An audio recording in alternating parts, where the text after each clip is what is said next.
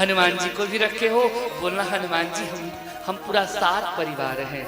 शिव जी को रखे हो तो बोलना हम 8 परिवार हैं। दुर्गा मैया को रखे हो तो बोलना हम सब लोग मिल करके 9 परिवार हैं।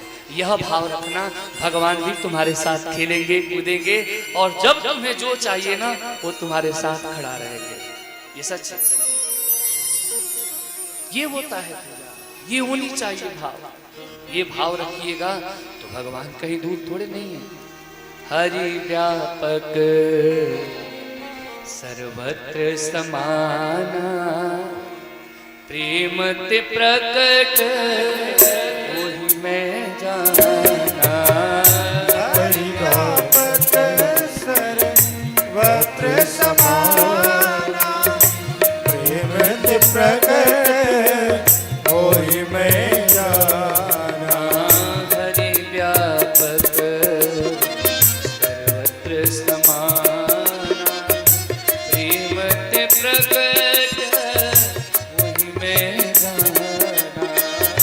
हरि व्यापक सर्वत्र समाना, प्रेम ते प्रकट वही मैं जाना।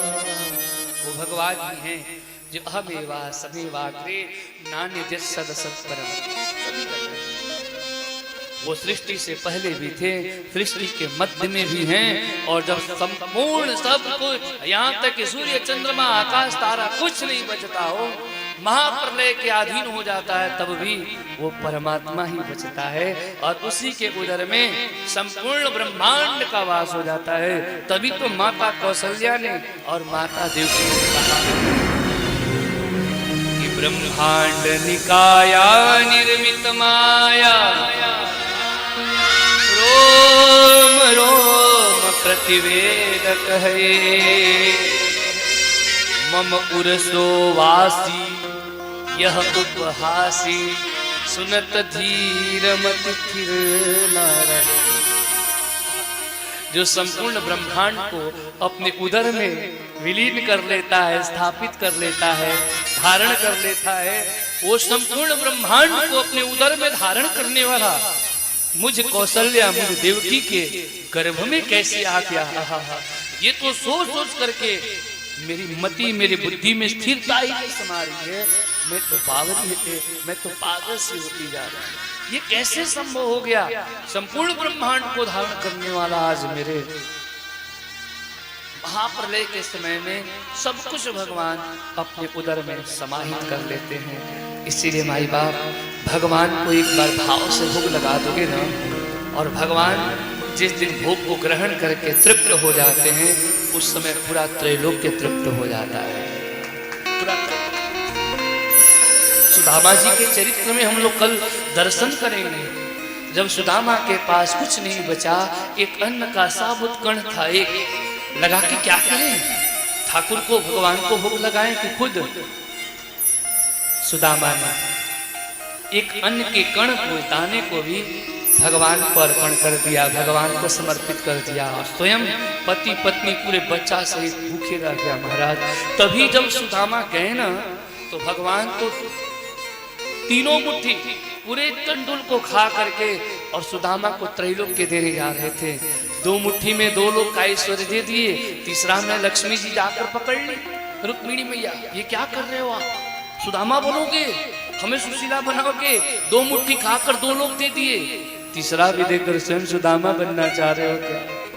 भगवान ने कहा था हाँ हाँ रुक्मिणी, हम सुदामा ही बनना चाहते हैं। क्यों? याद करो, जब बेचारे के पास एक साबुत अन्न का दाना था, एक दाना था, तो भी बेचारा भूखे रह गया था और हम आपको भोग लगाया था। अरे स्वयं भी भूखा रहा था, उसकी पत्नी सुशीला भी स्वयं भूखे रह करके हम दोनों को अर्पण किया था। तो आज हमें मौका मिला है, तो मेरा भी जी चाह रहा है रुक्मिणी, मैं इस ब्राह्मण को सब कुछ दे दूं, सब कुछ दे दूं, और मैं भी अपने मित्र के तरह सुदामा एक बार बन जाऊं। तब तो समझ में आएगा कि मेरा मित्र ने क्या नहीं सहा है और मेरा मित्र क्या क्या देखा है। सच्चा मित्र तो वही होता है जो अपने मित्र के दुख सुख को एकदम करीब से समीप आ करके समझे, वही सच्चा मित्र होता है, वही परम मित्र होता है। इसलिए हमें सुदामा बनने की बड़ी इच्छा है। पर रुक्मिणी मैया बोली आप सुदामा बन जाइए, पर हमें सुशीला नहीं बनना है, हम सुशीला नहीं बनना चाहते। और फिर वो तंडुल लेकर के सभी रानी पटरानियों में, तो भगवान केवल एक सुदामा का एक अन्न का वह दाना भोग लगा करके पूरे त्रैलोक्य को महाराज तृप्त कर दिए थे। इसीलिए भोजन भी करने का बहुत कुछ विधान है। भोजन करें, स्मृति आदि में लिखा हुआ है कि भोजन करने से पहले भोजन की आहुति देनी चाहिए, है ना। कम से कम 3 आहुति तो दो ही। मंत्र क्या है पता है? ओम भूपतये नमः, भुवनपतये नमः, भूतानां पतये नमः। संपूर्ण जीव, संपूर्ण त्रैलोक्य को इस 3 आहुति से आपका भोजन सब तक पहुंच जाता है। तो भोजन से पहले आप किसी करवा में, किसी पात्र में अग्नि प्रज्वलित करके उसमें 3 आहुति देकर फिर भोजन करिए। कहोगे महाराज भोजन तो करने का समय नहीं, अग्नि कहाँ से लेकर के आएंगे?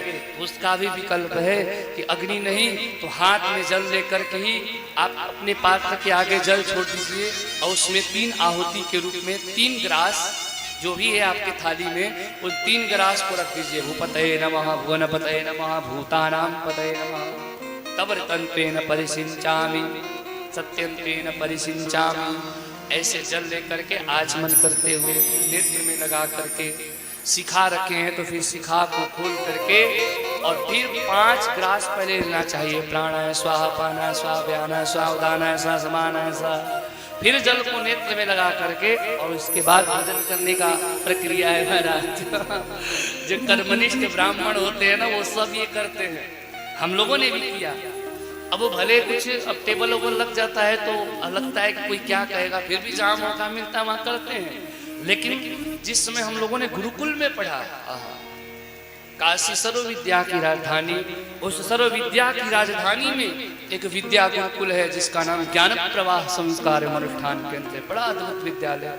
उस गुरुकुल से हम लोगों ने जो प्राप्त किया, आज जो भी कुछ है सब वही से, फाउंडेशन नींव जो भी है मजबूती वही से है। वहाँ का यही नियम था महाराज। थाली लेकर बैठ गए, 2 लोग भोजन परोस रहे हैं तो ऐसे नहीं बैठना है, ये नहीं बात नहीं करना है कि क्या बनाए क्या नहीं। वहाँ पर मंत्र चलता था महाराज।